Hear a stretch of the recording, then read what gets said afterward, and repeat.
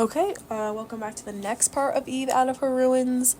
I am unsure how to pronounce most of these names. I think this book was translated from French, so the name is Saad, and I'm pronouncing it Said, but it could be Saad. I don't know.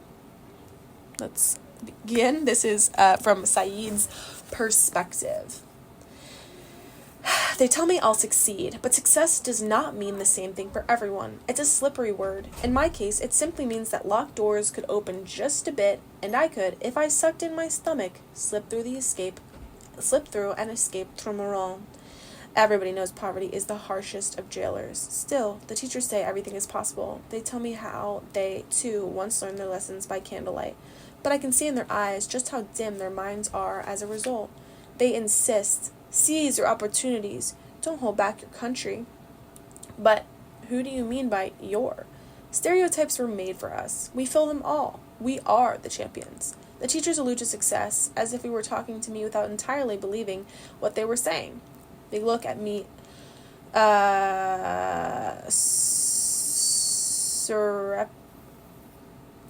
surreptitiously. They can make miracles happen. It's true. I have a good memory. I'm a sponge. I absorb everything. And I'm a bladder. I pour everything back out. Apparently that helps for success. Swallow and expel. But I make good use of them. I go to class. I pass my tests. I lead a double life. Night with the gang, day with the sages. I can still remember the day I split into two. During French class, the teacher, a young woman with a skin as jaundiced as her canary yellow blouses, and who didn't stay for long, and for that reason I say she was only there for me. At that moment, like fate knocking on my sleepy head, the teacher said, "We're going to read poems by someone your age." As soon as they heard the word poetry, the boys pretended to retch and covered their eyes, making rude noises. But she read those poems anyway, in the middle of this ruckus. And also the boys' letters. In her small, trembling voice, she started, "No one is serious at 17. At first, I thought to myself, he's wrong. For us, 17 is very serious. But then I heard, instead of her feminine voice, the harsh voice of a teenager talking about his hopes, his rebellions, his wounds, his wishes, and even more than that, he was talking about the world, his and mine, and suddenly I felt keenly that he was talking to me and only me. Yes, directly to me. He was saying, "I am your brother." She read the poem where he was saying that vowels had colors, and the truth of it made me sit bolt upright. I too saw colors and words. Just as the island unfurled its blues and oranges, so the words unfurled still more vividly purple rages in my head. When she was done, she said, "This poem's name is Rimbaud. I am your brother. I am your double. I am your single. I have split completely and totally in two. I was Said, sitting transfixed in my stiff chair, or stiff in my transfixed chair."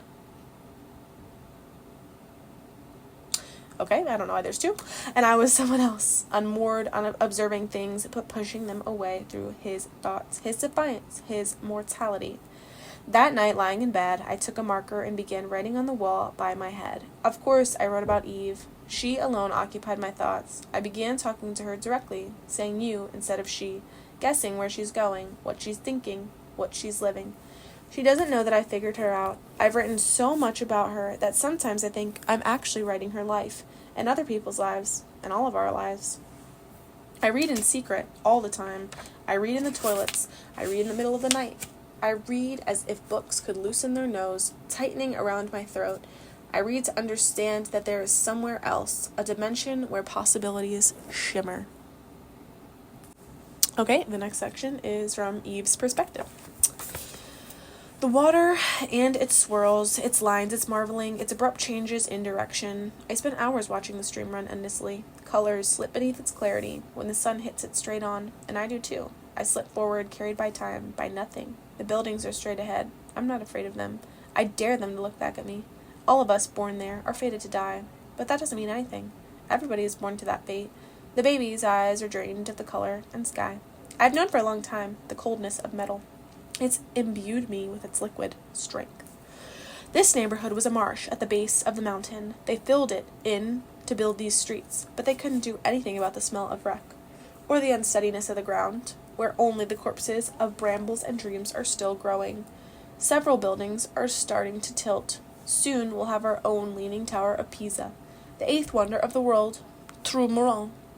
Seated on a mound not far off, I'm smoking and watching them. There's a guard at the end of the street. The fiery tips of their joints dot the closed circle.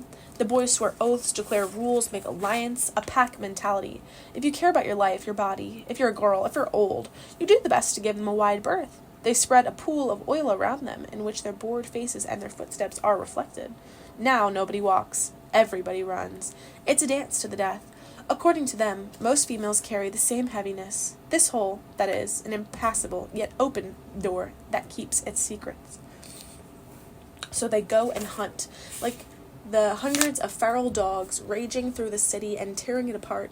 Even Saeed, who's a little different, who thinks about something other than spreading our thighs, is part of a gang. He's afraid to stand out, to be alone, and go off in another direction. He has no idea what's in us. This troubled water, this murky world, this faraway smile, like a moonlit night, and the wind comes to whisper things that make us pensive and sad. Saeed talks about poetry when we're alone, but he has no idea about the poetry of women. The poetry of women is when Savita and I walk together step by step to avoid the ruts. It's when we pretend to be twins because we look like each other. We wear the same clothes and the same perfume as if we're dancing together. Our earrings chime. Our nose is pierced with a tiny jewel like a star. The poetry of women is laughter in this lost palace, in this lost place. Laughter that opens up a small part of paradise so we don't drown ourselves. But those moments are brief. When I'm alone, I sink back into my darkness, and I know I will die. I decide to go back. The stream isn't deep, but I'd rather stay there and listen to its voice than the jeers I'll hear as I walk past. I see Saeed among them. He pretends not to see me. I know he's ashamed. I smile. This next part's in italics, but still in Eve's section, like the last one. A hand has closed around your ankle and is slowly pulling you down. Your eyes skitter. At first, you thought that these gestures and actions were circumscribed. You thought that they were delimited by the rush of desire. But violence came into the equation, and the hand is pulling you, and desire is turning into something else, and the act takes on other forms, other furies. There's always more. Possibilities proliferate. No more hasty couplings behind the tree or in bathrooms. You're caught in a secret places you never knew about beneath the veneer of ordinary life. A hand drags you along. In the darkness, you don't recognize mouths or shapes. In the darkness, the pain is unexpected. Or in the red light of the bare room, you see who has been waiting for you, and your heart falters. When you go back out, you walk in the city slowly, as if you've been knocked off center. You walk to rid yourself of memories. You open your mouth and you let in a hot wind that burns away the danger of remembering. You go back in to sleep, believing you've forgotten it all. You can do it again without knowing why. The hand around your ankle doesn't let go. Its grip tightens. You have no choice. How can you only scrub your burdened flesh again and again without realizing that you're also erasing your own self? Forgetfulness is the common link between day and night, the smooth wall that protects you from yourself. You go deaf. You no longer hear the roaring that once tormented your ears. You no longer hear the music in the total contradiction to what you see. This next section is in Saeed's perspective. Baby, won't you give it to me? Give it to me. You know I want it. They shake their hips to the song, hardly a movement, a wave that pulls them together, pulls them away, pulls them together again. As they sway, their jeans hug their butts like two hands glued to their curves. Baby, won't you give it to me? They both wear tank tops, one of them red, the other white, over their small, juicy breasts. I sit deep in the armchair as the movements blur with the music and the beer all coursing through me, a liquid pulse surging in my torso. The bass tones reverberate in my groin. If I move at all, I'll get hard. Eve and Savita are dancing together. They aren't looking at us. They aren't looking at anyone. An arabesque of cigarette smoke escapes their lips. Their shoulders shake in rhythm. Their jeans tighten in the same rhythm. I imagine them slipping into the fold, into the crease. I can't take it anymore. I get up and I run down the stairs to the bathrooms. I step over bodies. At the top of this nightclub in Grand Bailly, there are rooms. I can't stop thinking about Eve and me going up there. We'd open the window because the room would reek of old bodies. Grand Bailly's salty air would flow in, turn the brothel room into a small honeymoon suite. Everything in red. I'd slip my hand into her jeans. I'd slip music into her legs, onto her shoulders. I'd slip a cigarette between her lips. I'd be the wind everywhere within her. I'd leave a sheen of salt on her skin. The music changes, becomes more pressing, but in my head it says, won't you give it to me, give it to me? You know I want it. I hum, I want it, I want it, I want it. And my hands are furious. My face is covered in sweat. I walk out of the bathroom and I'm the only one who's reeking, but I feel better. And I'm the one who's reeking, but I feel better. I go back to the nightclub, where they're still dancing, unaware that a volcano has just erupted. I pick up my beer again. The others make fun of me. They talk about her, mock her, sing dirty songs. Eve takes her pants off faster than her own shadow, they say. I don't listen to them. I'm the only one who knows what Eve really is. Nobody knows what pulls Eve and Savita to each other. Eve and Savita are the two sides of the moon. Savita also lives in the Trumuro, but there's a gulf between the families. Savita's family acts like they don't belong in Trumuro, as if they were only there by accident. The accident of poverty, of course. It's always the same story. The father being on horses, the mother scrubbing hospital floors. He inhales the stallion sweat. She smells rotting bodies and blood. Savita doesn't seem to worry about any of that. When they run into each other on the street, Savita's family looks away from Eve, as if they've just seen two dogs in heat, but still the two girls' eyes meet and lock on one another. There's a smile so vague and discreet that you have to be looking for it. The smile between the two of them, bronze eyes meeting black, a quiver of light that disappears before the sun starts to gleam, almost a shared roulette linking their lips. The smile is a doorway toward a place only the two of them know, just between girls. We sparring cocks wouldn't know anything about it. At night in the Grand Bailly, the world flips inside out like a glove. The small beachside town, swarming with tourists and bonhomie during the day, teems with these insects who only come out at night. With scantily clad girls and men turned into wolves, that the hunt can begin. The nightclubs turn into labyrinths where deals are made in all languages: English, French, Italian, German, Russian. The identical girls get younger and younger. The smallest ones are from Madagascar and Rodriguez, but can't be more than 13. They wait patiently, some without moving at all, others trying to entice the first tourists who come in. I'm ashamed and angry. They don't have a choice. But her? Don't tell me that there isn't a way out of it for her. Don't tell me there aren't any possibilities. She's roaming around looking for the seediest parts, the trenches. I've tried to imagine the horizon she has seen, the horizon as she sees it. I'm sure that's what's driving her, an illusion of light, a country only she can see. I know she's not a station where every bus stops. If everything else talks about her that way, it's to pull free of her spell, because they're all obsessed with her, but no one can have her. I go back home and sulk over her for days on end. She acts like she doesn't notice anything at all. Baby, won't you give it to me?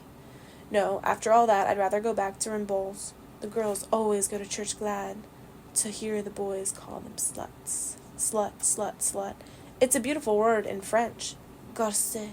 Later, I copy out another line for her on the wall in front of her apartment. This is the rag of disgust that has been shoved in my mouth. I don't know if I'm talking about her or me, or even tomorrow. This next section is in Cleo's perspective. At the soccer game, a bigger guy shoves me. I grab him by his yellow shirt collar and push him right back. By his shit yellow collar and push him right back. Okay. If he falls, it'd be a fight in the stadium, and it'd be the oldest of enemies facing off, as if our teams were still called the Muslim Scouts and the Hindu Cadets. But my friends run over to hold me back and pull my hands off the stinking heap of flesh. I stare at him like I'll rip his face off. They're dragging me away before I set off a fight. But I'd love to. The feeling of hitting someone, taking a blow, enjoying my fury in a full force, like an acrid wind rushing through me and wiping away my memories. They won't let me. They drag me toward the city, toward our prison. I get on Kenny's moped. Before he can stop me, I am gone. I take a long, winding route through Port Louis, lit up by its hot dust. I go along the Rue La Corderie, where the smell of salted fish fills my nostrils, like a shortcut up the Rue Wellington. Go down a Rue La Poudrerie, where I wave to the old ghost of whores behind the stone walls, and I come back to the Champ des Mars, where the citadel reaches What Citadel watches me with its black eye. On the way, I bang into people, ride on sidewalks, weave past cars, manage not to get knocked over by buses, belching smoke, all the insults blur together. I laugh. People notice everyone's staring at me. I flip them off. I scrape an SUV. Its bumper's big enough to push off non-existent Buffalo, with a little old lady behind a steering wheel bigger than she is. But she sees me, dragging a key across a brand new car, rolls down her window, but once I get to her smile, she doesn't say a word. Once I get to her and smile, she doesn't say a word. I lick my lips and she blushes. Yes, I'm telling you, she blushes and rolls the window back up to shut out the cool air that has been blowing across my face. Her face crumples like she's about to cry. It's not pretty at all. The lady, an Arctic monster with a heart so soft she can't even yell at me. I blow her a kiss with my fingertips and memorize her license plate and go away with a smile. Things are swirling around in my head. Port Louise is sucking something out of me. Too many people, too many cars, too many buildings, too much smoke, too much non-voix riches, too much dust, too much heat, too many wild dogs, too many rats. I don't know where to go. I keep going around and around, like I'll bite off my tail. My older brother Carlo is gone. He went to France 10 years ago. I was little. He was my hero. When he left, he said, "I'll come back to find you." I'm waiting for him. He never came back. He calls sometimes, but only to make small talk. I don't know what he's doing over there. When I hear his voice, I know he's lying, that he hasn't done well. When I hear his voice, I know he's dead. And I'd love to kill, too. And that is the end of this section.